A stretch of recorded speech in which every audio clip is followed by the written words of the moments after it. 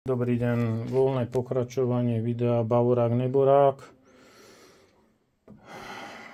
Zase sa potvrdilo to, čo hovorím vždycky, že vaše koleso môže byť len také dobré, aký dobrý je váš materiál. Keď je dobrý materiál, dá spraviť dobré koleso.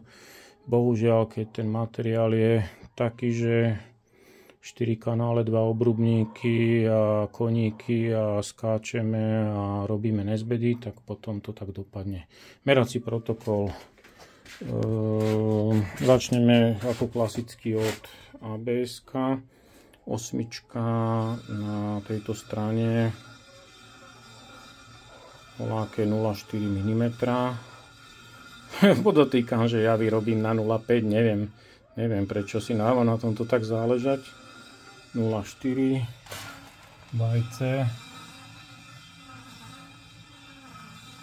Tam by sme tých 0,5 možno namerali, keby sme chceli, ale tam je tá zvárka, ten skok. Hej, vidíte to? Na tomto krátkom kúsku celého pol milimetra. Dobre, ideme z druhej strany, kde není ABS-ko.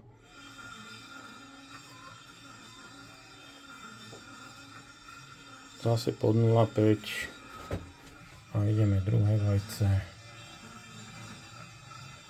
tiež pod 0,5. Všetko to teraz odbrzdíme, dáme to na bok, hádzavosť, čakaj tak, aby ste to videli voči tej hrane, druhá hádzavosť na stred.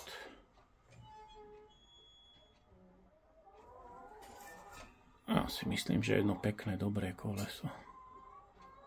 To je všetko.